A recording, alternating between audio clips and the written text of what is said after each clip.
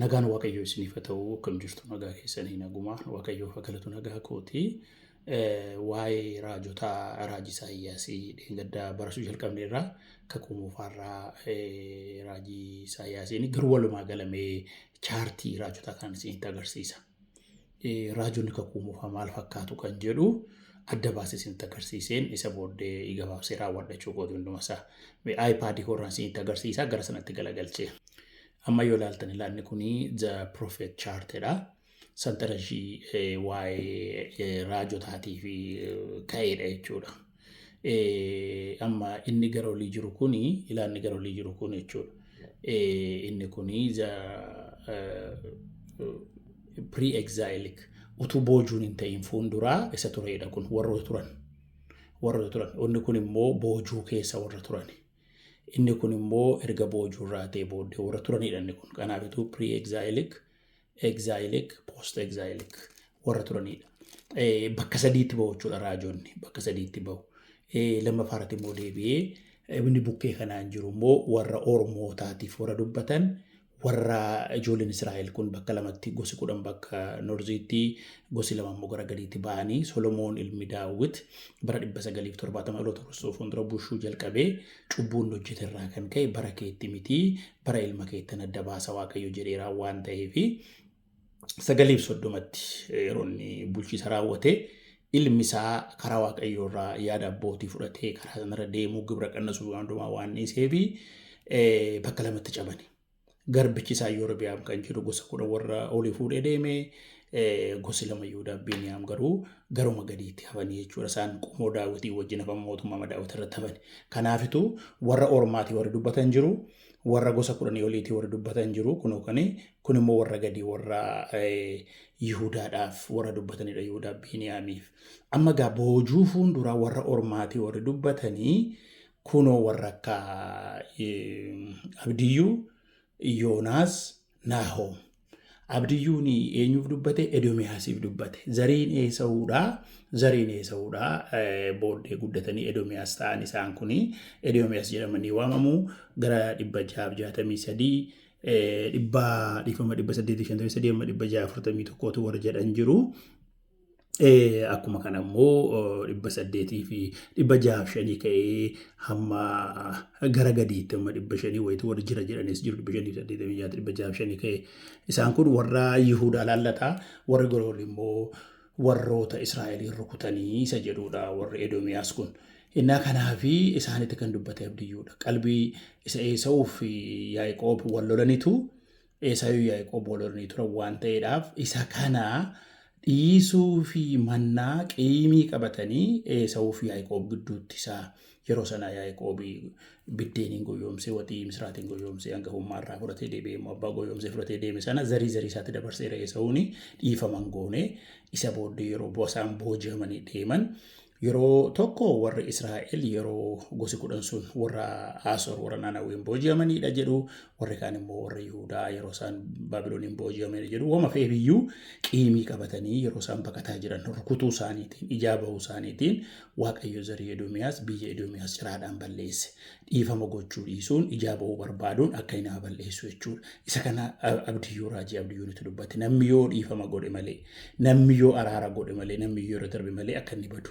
Isa kana agarsiisa ijoollee Israa'el yookiin Yihuudaaf hin dubbanne warra olii warra gadiitiif kan inni dubbate amma tokko dubbateera garuu kan inni dubbate warra Ormaa warra Edomiyaasitti jechuudha. Inni taanee jiru Yoonaasi. Yoonaasiin beektugaa raajii Waaqayyoon baqatee badee kan innumtiyyuu kan inni kana godhee fi akka warri Naanawwee badan barbaada. Ijoollee Israa'el akka isaan booji'an hin barbaadu waan ta'eedhaaf akka isaan badan waan barbaaduufitu inni 725 yeroonsaa jedhama. Jaarraa 8ffaa keessa barreessuun jaarraa 9ffaa 8ffaa 7ffaa gadi bu'aa deeme waan ta'eedhaaf yeroo sana dubbate giddiidhaan Waaqayyo isa geesse kan inni dideef utuu sagalee Waaqayyoon dhaga'iin habadanidha. Utuu sagalee Waaqayyoon dhaga'iin baduutu irra jiraata jedheeti kan inni kana godhee baqatee deemeef jechuudha. Garuu Waaqayyo giddiidhaan geesse kana maal kana maalitti arganna boqonnaa 4 raajii Yoonaas irratti ana mala keen beekaati dhiisaadha araara qabeessaa yeroo namni qalbii diddiratu hin dhiista. Kanaaf utuu isaan dhaga'iin araara akka hin goone akka isaan badan hin barbaadeedha. Waaqayyo immoo nama qalbii diddirate waaqa dhiisuudha maqaan isaa ulfaatu. Innaa kanaafituu inni akka aktivistiitii sabisaa hafee akka sabisuun baruu barbaade yeroo malallabuu iyyuu fudhatanii ilaaltanii naannawween hin baddeedhe malee qalbii diddiirradhaa hin jenne qalbii diddiirrannaa utiin agarsiifne wangeela lallabee dhachuu hin dandeenyu dhugaa haasa'uudhaaf yoo ta'e hin baddii isheen jedhee malallabuu isaati kan nuti agarrachuu kooti. Ittaannee immoo isa booddee yeroo dheeraa hafee immoo kan ka'e Naahoomii giddiidhaanis ta'e jaalalaan gara biyya naannawween deemne gara waggaa 70 Yoonaas booddeedha. Yeroo sana qalbii diratanii deebi'anii immoo erga waggaa dheeraa turanii booddee isaaniitti deebi'anii ammeenyi isaanii baay'annaan Waaqayyo Baabilooniin kaasee 612tti isaan balleesse. Kanaaf Naahoom tokko katanii yoo ilaaltan Waaqayyo warra sodaatan warra kan isaa hin oolcha qilleensa keetti karaa qabaa. Isiniif immoo boolla keessa maqaabiriin isaallee boolla si kuteetu si awwaalaadha malee keessaan si baasaa miti yoo dandeesse mishiggii kee eeggadhoo edegaliyyuu hin jenne garuu isaa hin danda'an ture waan ta'eedhaaf Naahoomi raawwateeraa jedheti Naahoom biyyuma Yihuudaa taa'ee kan inni itti dubbate jechuudha. Yeroonni kun sadan abdiyyuu Yoonaasiif Naahoom ormaaf kan ka'anidha jechuudha malee kan ijoollee Israa'el yookiin kan ijoollee Yihuudaa miti. Yeroo kana keessa gara warra olii yoo laallee warra noorzii kanaa jechuudha. Iddoo kanamma yoo laallee warra ijoollee Israa'el gosa 10 sanaa fi kan ka'anii dubbatanii tokko Hoosa'iidha lammaffaa immoo deebi'ee Aamoos inni irraan fudhadhe kana Hoosa'iidhaa fi Aamoos kan dubbatanii Hoosa'iin dubartii ejjitu fuudhee ijoollee 3 irraa argatee sabi koo yoo karaarraa ceedee ejjanillee akka kana jaalladhan deebisa Waaqayyo akka jedhe laallaa.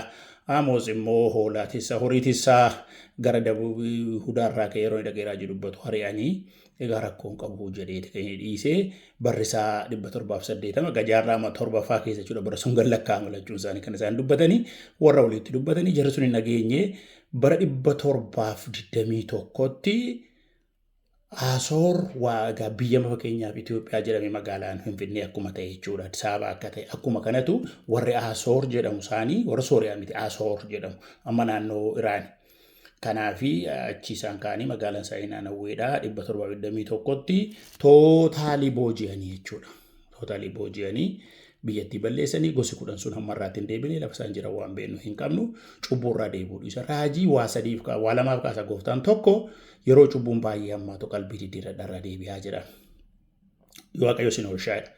Akkuma karaa Yoonaas dubbatee ooluu isaaniillee Yoonaas hin barbaade iyyuu malee naannawwee qalbii diddiirraa oolcha jechuudha. Gaafa didan immoo egaa diduu keessan irraa kan ka'e booji'amuu keessanii isaan afaan Waaqayyooti lubatu afaan namaati malee afa Egzaabeeriidha. Waaqayyo gooftaan maccaa akkas jedha jedhanii dubbatu jechuudha. Yeroo cubbuun baay'atu harka 4 keessaa harka 3 foorjiteelingiidha malee foorteelingii miti isaan. Foorjiteeling jechuun isa har'a namni keessa jiru dubbatu hin barsiisu. Efesoon boqonnaa 4 irraa gaafa laaltanii lakkoofsa 11 irratti ergamoota raajota luboota barsiisota hojjetaa wangeelaa kan inni kaasuu fi ofuma isaaniitti qiddaasiyaa qaddasaniidhaaf miti. Lakkoofsa 12-13 Efesoon boqonnaa 4 gaafa laaltanii barsiisuu warra danda'anidha. Qulqulloota gara guutummaa Kiristoositti akka guddisaniifi jedha. Namoota kana tajaajila kennanii barsiisanii bartuu godhanii akka guddisanidha. Kanaafitu malee calluu miranii isa fuulduraa raajuudhaan miti. Raajoonni kakuu moofaayyuu gara fuulduraa harka 4 keessaa harka tokkittidha. Xinnoodha kan isaan raajan hunduma isaa hin beekani waan ta'e. Isaanii galee bita furuu Waaqayyoo waan kenneef xinnoo raajan. Garuu kan isaan raajan harka 75% yookiin 80% isa amma namoota keessa jiranidha kan isaan dubbachaa turan. Barsiisaa turanii lallabaa turanii callumanii raajii duwwaa miti kan isaan raajaa turan jechuudha.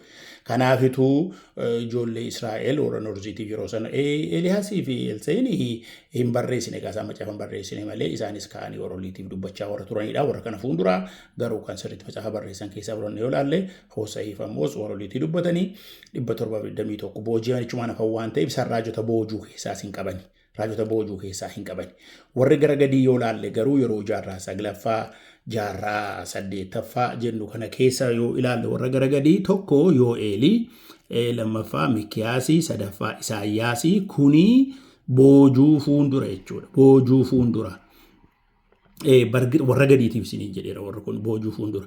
Ermiyaasii boojuu fuunduras ture boojuu keessas ture. Lachuu keessa ture Ermiyaas jechuukooti. Kanaafitu kan Ermiyaasiin lachuu keessa booji'amina lakkii qalbii diddiirradhaa deebi'aa jedhee dubbachaa ture. Gaafa isaan didanii garuu maal godhe jechuudha. Waaqayyo bakka dabarsee raateera jedhee Waaqayyo dabarsee akkasiin kenneeraatii calluma jedhaatii kana booddee dhaqaa booji'amaa yeroo inni jedhee agarra jechuukooti. Kanaafitu warra gara gadiitiif warri gara olii utuu isaan hin booji'amin Hoosa'iinitti dubbate Aamoositti dubbate. hin dhageenye hin booji'amani. Qalbii diddiiradhaatti himaa turan fakkeenyaan itti himaa turan 760 710 Hoose'ii 760 ka'e immoo 750 yeroo tokko keessa kaan Hoose'ii fi Amoosii dubbatanii didan gara gadiitti yeroo sun kan ka'e warra Yihuudaa Biniyaamii fi Yoo'eelii Mikiyaasi Isaayyaasi. Jaarraa saglaffaa sana keessa Yoo'eeltu ka'e itti aanee immoo Mikiyaastu ka'e Milkiyaasutu hin ta'e Mikiyaas itti aanee immoo Isaayyaastu ka'e deebi'ee itti aanee immoo Ermiyaastu ka'e. Isaan kun warra Yihuudaatiin of eeggachiisuudhaaf baay'ee dubbatanii warra Yihuudaas hin dhageenye. Ermiyaas kanaaf yaadan isinii yaadu anuma duwwaa beeka yeroo jedhu Ermiyaas 29 irratti dhaqaa booji'amaa waggaa 70 chuma ta'a qotaa nagadaa chuma jiraadha waggaa 70 booddee sinan baasaadha. Warra gurguddatanii numa du'u achitti wanta godhan hin qabu dhaloota taanu garuu numa baasa Waaqayyo. Yeroo ba'anii deebi'an garuu achi dhalatanii kan guddatan baay'een hin deebine. Warra achitti hafeedha Haamaan ajjeesuudhaaf balleessuuf kan ture jechuukooti. Garsiya sadii booji'amanii tokko 606 erga warri Naanawwee darbanii booddee Daani'eliif qomoo mootii 606 booji'ee deeme warra garagadii sana jechuudha. Mootiin Baabiloonii isaan manuma mootummaa dhaqanii itti baratanii hojii mamoona mootummaa keessaa qabatani. Isa booddee waggaa 9 fi 597tti waggaa 9 booddee dhufee immoo nama 10,000 booji'e. Hisqeel isaan duukaa booji'ame isaan immoo Mesopotoomiyaa kan jedhamu Mees jechuun gidduu akka jechuuti. Pootoomiyaan immoo bishaan jechuudha. Biyya bishaan gidduu jechuudha. Namoota 10,000 kun achi erga dhaqee waggaa 7 taa'eetu waggaa 8 erga taa'ee booddee jechuudha. 591tti raajii ta'e Hisqeel. Bishaan gidduutti jarattiinis rakkistuudhaan dhageessu innis jabaadha isaanis jaboodhaatti qoosu yeroo gara Yerusaalemitti hafuuran dhageessi maal jiru ta'anii itti qoosu turan. Waaqayyotu jiraate maaliif biyya bishaan gidduu nu rakkisa jallisu. Daani'el faan coomamuru mootii afurii wajjin hojjete Baabiloonitti darbe Meedonii Faarsii wajjin hojjete Meedonii Faarsii ilma Nabukadnezar wajjin hojjete ilma Nabukadnezar deebi'ee Daariyoos isa taane jiru warra mootota afurii wajjin hojjete. Daani'el. Sinigalee jechuun inni mana mootii keessa. Daani'el daam raajii miti nama bijuu arguu maalii dhadhamaa inni yaa gormacha qulqulluu keessa raajiitti ramadameera waan ta'eedhaaf. Lafa Waaqayyo namaa kaa'ee jiraatu jechuudha.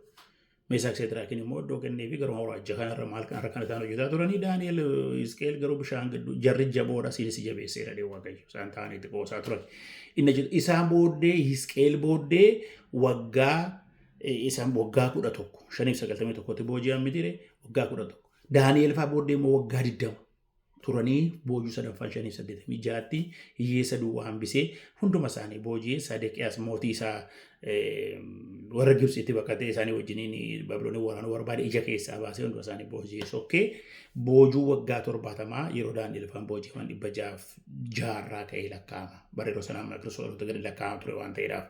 Kanaaf 536 waggaa 70 raawwatee boojuun jalqabaa deebi'ee boojuun lammaffaa Izraa wajjin boojuu sadaffaa Nahimiyaa wajjin barkitanaa baay'ee fidanii dhufne isaanii garuu warri jalqaba deebi'an suni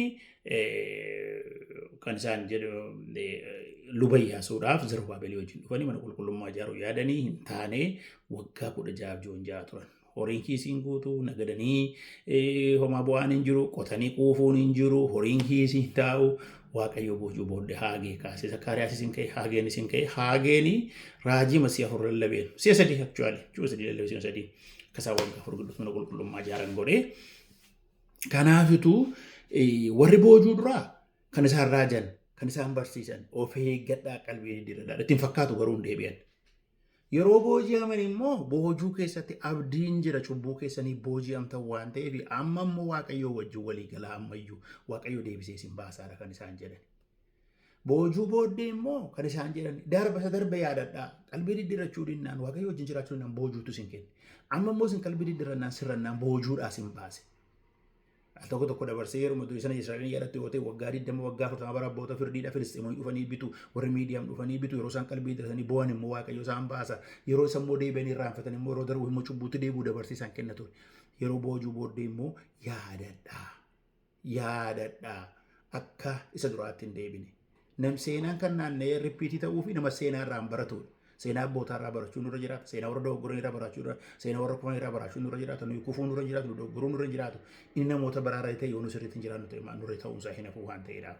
Innaa kanaafitu ergaan raajotaa haala sabi sun keessa jiru haala fi keessa jiran miti haala sabi sun keessa jiru ija isaaniitiin waan arganiif sodaa malee booldi gilts ta'anii jechuudha fuulaa fuulaan mootiin ifatu saba kanan ifatu deebi'aa maaliif afaan waaqayyooti ka aafa yaa'ii miti isaan aafa gubaa'ee miti isaan aafa gubaa'een aafa yaa'een hin daabu luboota isaantu kakumuufaatis maqaa tiraayibii gosoota ijoollee Israa'el qomarratti baatee qulqullummaa waaqayyoo hin addarratti baatanii waaqayyootti dhiyeessuu bakka namaa loo dhiisiif jedhanii warri sun gara afaan waaqayyoo ta'anii waaqayyoo gooftaan macca akka jiranii dubbatu turan.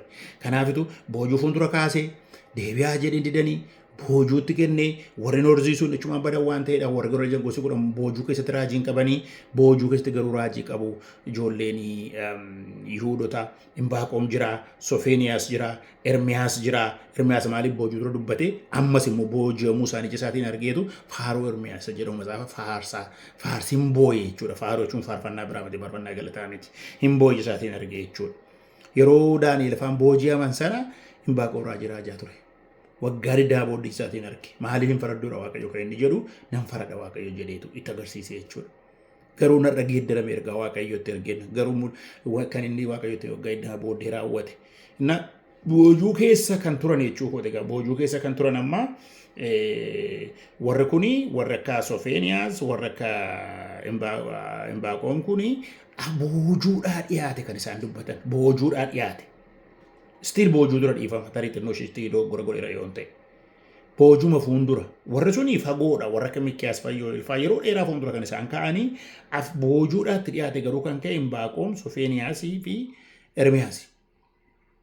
Inni boojuutti mee ija isaatiin immoo booji'amuu isaanii arge jechuudha. Isaayyaas duraan du'eetu boojuu isaanii hin argine. Boojuu keessa kan turan immoo Daani'elii fi Hisqeel. Achitti Daani'el achumatti raajii ta'e Hisqeelis achumatti raajii ta'e biyya boojuutti jechuudha. Achitti. Boojuu booddee kan immoo raajii ta'an immoo namoota sadii erga isaan boojuu deebi'anii Zakkaariyaas, Haageedhaaf Milkiyaasi.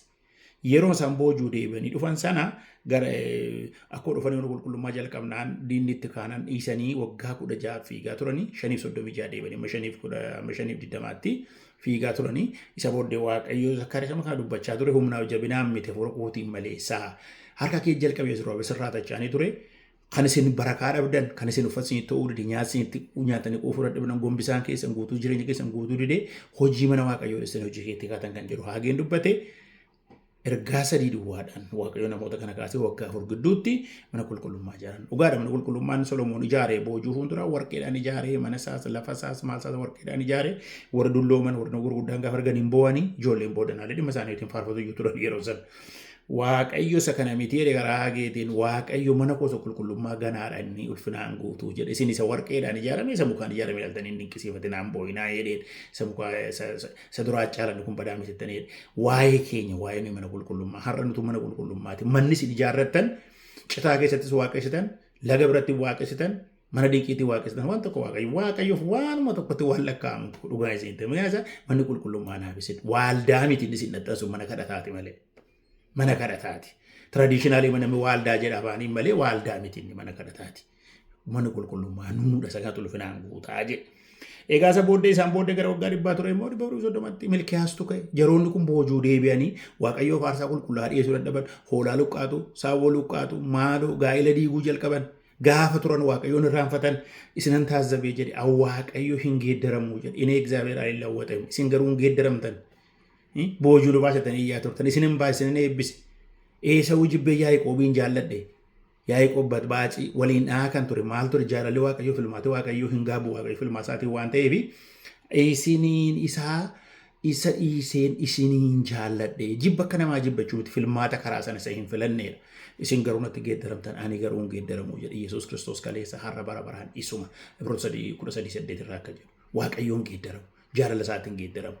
Waamicha isaatiin geeddaramu hin gaabu dadhabaa waame hin gaabu dadhabaadhaan hojjechuu beeka dadhabaa jabaa gochuu beeka sodaataa waame hin gaabu sodaataa jagna gochuu beeka seenaa namaarraa miti waaqayyo seenaa namaan hojjeta Abrahaam dadhabaadha waaqa Abrahaamtu garuu jabaadha Abrahaam akkanu jennee fakkorru miti waaqa isaa akka dinqisiiban Daawit cubamaadha waan meeqa godhe waaqa Daawit garuu jabaadha maqaa isaa dadhabaarratti nan guuti hundumaan beeka kan jedhu waaqayyo maal irraa godha isa of tuulu isa dadhabaa waameetu isa dadhabaan hojjechuu danda'u waaqa isaanii waaqa jabaa jedhama maqaan waaqayyoo bara baraan ulfaatu. Kanaaf maaliif kaase jechuudha boojuu fuuldura warra Ormootaatis kaase rasinitti meeran warra Ormootaati Abdiyyuu kaase Yoonaas kaase Naahomiin kaase Abdiyyuu warra Edomiyaasiif Yoonaasiif Naahomiin immoo warra Naanawweetiif warra Asoor jennuuf isa booddee mootiin Baabiloon ka'ee warra olii sana Naanawwees isaan Asoorin totaalee balleessee warra gadi immoo boojii waggaa 70 warra olii jechuun booji'amanii hafanii badanii warri gadi garuu waggaa 70 booddee warra achitti hafan jiru warra achitti hafan Asteer kan isheen ishite warra biyyatti galee warra achitti hafeera kan hamaan balleessuuf ture. Ergasii Izraan dhufe qulqullummaa warra deebi'an sun qulqullummaan isaanii badeera qulqullummaa isaanii jireenya isaanii gara macaafa qulqulluutti deebise. Ergasii Nahimiyaan dhufe immoo masaraa ijaare. Asteer bareedinuma seetiin ooshite. Sagalee Waaqayyoo sirriitti qayyabatee Waaqayyoo of kennu jira waan ta'eef Izraan immoo dhufe gaa'ila isaanii qulqullummaa isaanii waaqeffannaa isaanii haares. Nahimiyaan masaraa ijaare. Waaqayyoo waan siin hojjetu tokko qaba. Waaqayyoo waan si kaaseef tokko qaba. Isin galee raajota kana namni tokko hin fudhanne raajota kana raajii sobduu jiru. Namni raajii siree ni fudhatan hin jiru. Ermiyaasiin ati nurratti situ si kaasee akkuma namni yookiin bilisiginnaa yookiin maaloo jedhe paartii siyaasaa kana jibbu nurratti mootummaa Baabilootu si kaase jedhan qomoo isaatu ajjeese Gibxitti fudhanii deeman qomoo isaanii haa ta'u. Maaliif dhugaa dubbate inni gara paartii kanaa gara mootummaa gara sabaa waan jedhe dhugaa dubbate karaa irraa ceetan waan ta'eef Waaqayyootu Baabilooniin kaase booji'amuu keessanii jedheen. Ati nuu dubbachuu sirra ture malee duratti dubbattaadhaan ajjeese. Tokko kan fudhatame hin jiru. Yesuusin hin fudhanne gaafa lubbuun keessa wajjin baasu kun dhuguma ilma Waaqayyoo ture jedhe. Raajonni kun erga isaan darbanii booddee bara dheeraa booddee raajota sirrii turanii cibcabaa namaan barbaadinaan kan agarsiisu kanaadha. Raajii sirrii miti yoo isin jedhan dhugumaati sirrii taatee jirsa taanaan namarraa appruuvaalii barbaachaaf hin jedhin. Waa'ee dhuunfaa dubbachuu hin danda'u. Of course waa'ee dhuunfaan dubbatta maaliif hin dubbattu? Waa'ee dhuunfaa namaa dubbachuu dandeessa. Waa'ee dogoggora namaa dubbachuu dandeessa. Waa'ee jajjabinaa dubbachuu dandeessa. Garuu namarraa appruuvaalii eeddee bakka akka nama harkasiitu hin barbaadin. Inni guddaansaa raajoti kun waan tokko qabaachuu hin dandeenye. Iddoo deemuutti reebamu, iddoo deemuutti gatamu, iddoo deemuutti akka maraatootu isaan ilaalu, akka maa isaan kabajan argan. Kabaja namarraa barbaadda yoo ta'e raajiis hin ta'in, lubas hin ta'in, maalis hin ta'in kan waa nama kabaju Waaqayyoodha. Namni sirrii miti kun hafuursaa seexana biraati maaloodha yoo jedhan. Ati jireenyi kee dhuguma Waaqayyo gooftaan maccaa akka jirudha. Afaan Waaqayyo afaan namaa warra ta'an kan namaa haasa'u. Afa yaa'ii warra ta'an.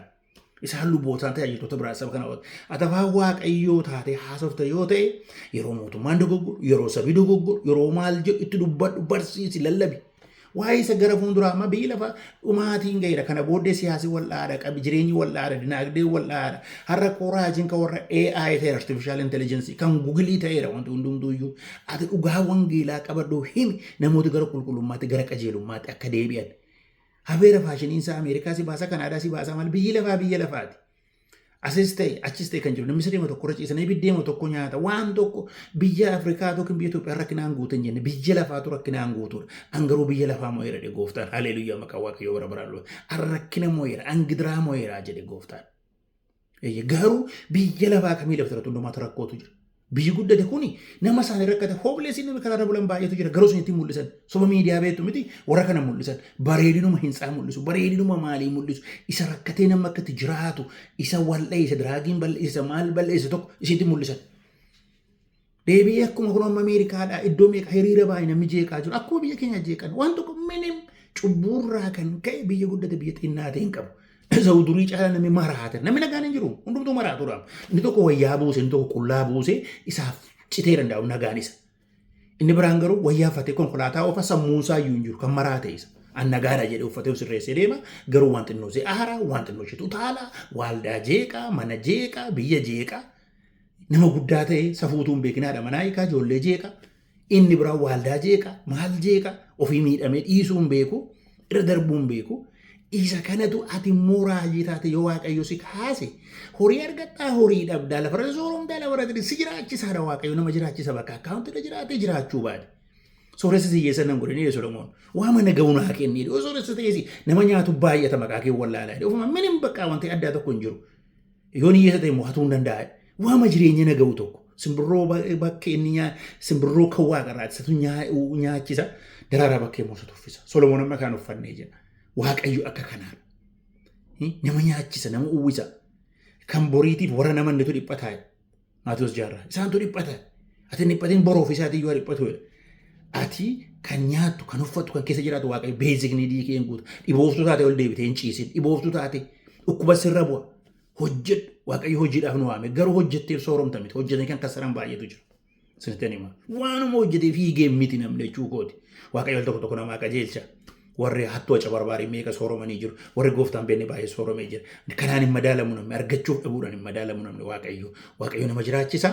Hin hojjeta yoo argate hin argata yoo dhabeessa waan tokko yoo isa yaaddeessu hin jiru obboloota koo garuu yeroo dubbii waaqayyoo dubbattan namarraa approval hin eegina abaluu raajii sirriidha abaluu barsiisaa sirriidha maaloo hin eegina dhugaa dubbadha dhugaadhaaf hima namoota gara qajeelummaatti deebisa namoota gara qulqullummaatti deebisa namoota akka furatu guddatan godha biyyi lafaa biyyuma lafaati biyya lafaa alaadhattee sii darba biyya maalii darba wanta akkasii hin jiru. Wanta akkasii hin jiru waaqayyo nama erginaan hin deema namni kunis tiraajuu dhiisuu waan barbaachisu hin qabu garuu yoo isinii fide immoo dubbadhaa isin inni kun waan biraa tokko hin qabu isin nama sirriidhaati nama sirrii bor gara booddee raajii sobaa ta'uu keenya sirrii fakkaatu sobaa ta'uunsa bor booddee seenaa keessatti mul'ata dhugaa ta'uunsaas immoo bor booddee seenaa keessatti mul'ata har'uma namarraa kana eegaan deemeen waaqayyo ergaa sitti kenneera taanaan abbaan ittimsa fudhatu haa dhiisu. Wanti barbaade haa ta'u dubbadhu garuu namni barsiisuu hin dandeenye yookiin namni lallabuu hin dandeenye lubas ta'uu hin danda'u ergamaas ta'uu hin danda'u raajiis ta'uu hin danda'u abbaa hojjetaa wangeelaas ta'uu hin danda'u kamiinuu ta'uu hin danda'u. Dubbii waaqayyoo kana xirritti godhee hubatee jechuudha. Warri raajonni kun seera Musee shananii ilaalamaa turan. Seera Musee shanan keessatti isarraa ceenarraa ceensan yoo raawwatan illee du'u turan. Warri kakuu haaraa immoo kakuu moofaadhaan ilaalamaa turan. Hafuurri waaqayyoo kan irra jiru kan Phaawulos jechaa ture kakuu moofaa ture. Yeroo sana kakuu haaraa kaanoon isaa raawwate hin cufamne waan ta'eedhaan. Har'a immoo kakuu moofaaf kakuu haaraa keessatti kan nuti ilaalamu jechuudha. Barsiisi keenya, raajiin keenya wanti hundumtuusaa dubbii waaqayyoo keessatti ilaalama. Waa akka namni waa cabacabaniif miti. Haaleluyyaa jennee balaa buufnee akka maal goone miti. Suuta dubbanne guddisnee dubbanne dubbii waaqayyoo kuni hafuura waaqayyootiin barreeffame. Hafuura waaqayyootu hojjeta. Waaqayyoon akka dubbii isaati. Akkati jettu akka hin jedhu miti waaqayyo akka dubbii isaati. Daanyaan keenya dubbii isaati. Kanaafitu namni tokko barsiisa akka dubbii isaatti barsiifnaan yes hin fudhanne akka dubbii isaa ta'uu baannaan barumsuun sirrii miti. Times zero goona jechuudha. Maaliif dubbii waaqayyoo keessa raajii namaa dubbii waaqayyoo keessatti ilaala. Barumsa namaa dubbii waaqayyoo keessatti faarfannaa namaa dubbii waaqayyoo kadhannaa namaa dubbii waaqayyoo keessatti daanyaan keenya GPS'n keenya gaayidaansiin keenya warra reformeeshinii bitan soolaa skriipcharaa jedhan. Soolaatiin biitaa soolaa minaaminaan jedhu soolaa skriiptura macaafa qulqulluu duwwaa ayyaana duwwaa amantii duwwaa. Sola fide, sola gratia, sola Cristo, sola gloria, sola scriptura. Kanera shan, sola shan qabatanii kaan. Isa karaarraa cee warra katoolikii karaarraa cee wanta meeqa waliinne horiidhaan bishaan gurguran, horiidhaan zayitii gurguran, yeroo sana immoo horiidhaan fayyina gurguraa turan noo jedhan namni ayyaanaan fayye ayyaana sana immoo karaa amantii fudhate. Our salvation by grace through faith. Karaa ayyaanaa amantiidhaan. Namni tokko qooda keessaa qabu waaqayyo kan nuti umurii fide isa kana kan nuti raanyu isa kana kan nuti lallabnu isa kana kan nuti dubbannu waaqayyo sana eebbisu.